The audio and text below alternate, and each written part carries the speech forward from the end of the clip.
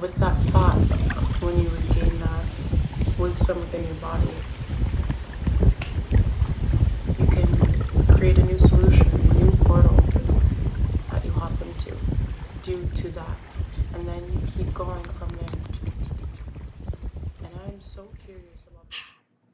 To believe in what you can't see is to believe in love. I was met by my grandpa. I call him Gigi, short for Grandpa George, because his first name is George, but he hates that name. Has always hated that name. So we when I was like a baby, joked around like, oh, we're gonna call you Grandpa George. And he's like, short for Gigi. But yes, I was met by my Gigi, and he transitioned from the earth plane to the spirit plane on Thanksgiving, 2 days actually after we left him, or we left Arizona after visiting him. And so I'm meditating right now, just clearing my space, clearing my energetic space. And I was met by him, and it touched my heart, and I started to cry. And it was kind of nearing the end of what I was wrapping up in as far as ritual goes. It's just natural, I don't really plan it out. But it made me so deeply grateful and realize something I've always, or that I have struggled with in the past due to literally this world, that what we cannot see must not be there. It's this illusion that I got caught in the web of, that web of lies. Because what we can't see must be there. It must be there because we can feel it, we can sense it. And we are more than what we can see. So, to trust in what you cannot see is to love. To love is to trust what you cannot see.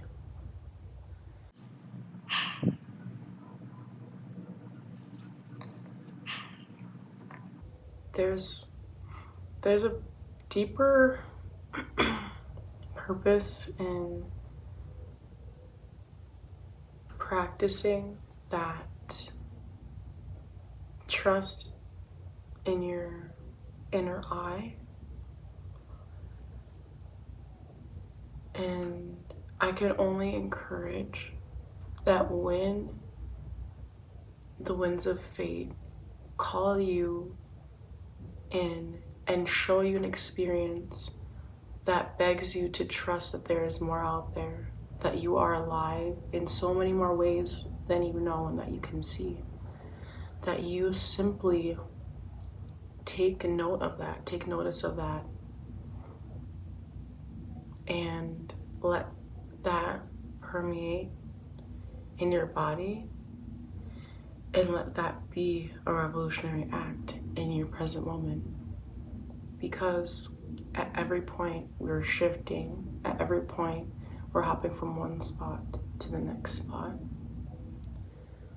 And sometimes we're hopping from one portal of lava and say it's from a action that you didn't like, that you did it for yourself, but you hopped into that. Now you're like, what's the next move? We could either choose to hop into maybe this warm bath, bubbly bath, or another red hot lava situation. But by recognizing, even when you're in that red hot bubble portal, that you can take a moment, take a beat, take a rest, and then maybe instead of doing what you would normally do and react quick, so it's like fire sparks quick, you let that steam turn into water, and you're just transmuting what already exists, but you're choosing to handle that situation in a different way this next time. And then you hop with that thought. When you regain that wisdom within your body, you can create a new solution, a new portal that you hop into due to that. And then you keep going from there. And I am so curious about the world and on if with each decision we make, if there's really a split reality that's always happening. I have no idea. I am a believer of the infinite. How each one of our moments that we're existing in right now is infinite. So I know one day someone might be watching this, but right now I cannot picture it. I can picture it, but I know right now it's just right now. But your existence is happening at the same time my existence right now is. So it's like we're in a constant infinity. And so you can tap into your constant infinities. And I've been doing that through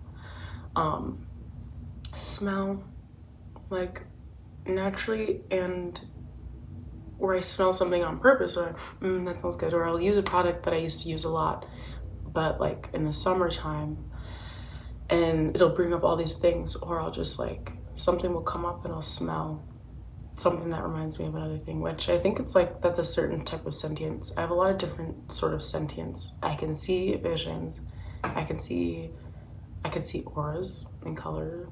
I could see just like colors for people. Colors are really big for me, and like what that might mean for each person or each situation or each vibe within myself. Sometimes I could just hear things or just know. It's more like a knowing. And yeah, I've channeled people before as well, but it was a huge, I kind of had a big cutoff point where I was energetically protected from doing that because it became dangerous for me. But I was able to channel things that people wouldn't usually have known with like within a dynamic. So I know that it's not crazy. And yeah, that just goes back to my thought about the value of centering your life, both in the physical and non-physical, because then you're able to bridge the gap and work with spirit rather than constantly doubting if that even exists. Because all you need is to sense that it exists.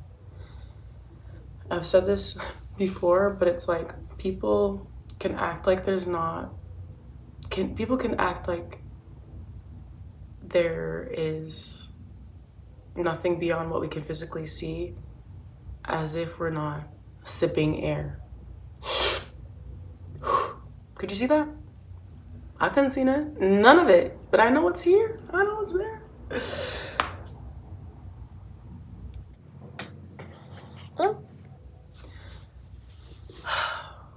I was genuinely just guided after I cried, because I also saw in my process of meditation, I was thanking this just spirit and different things, and I got to thinking Gigi, and I got this angel number on my third eye, or in my vision, and I was like, oh, you've been sending me that, because I've only really had this number combination come up after everything has happened, I'm realizing.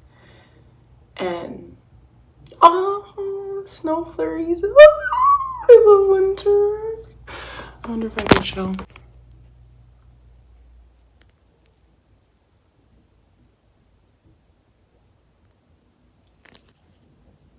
Yes. I really was just called to start this, talk about it, because, hey, I don't necessarily know. I don't have a because. Big hearts. Big love. And thank you for listening.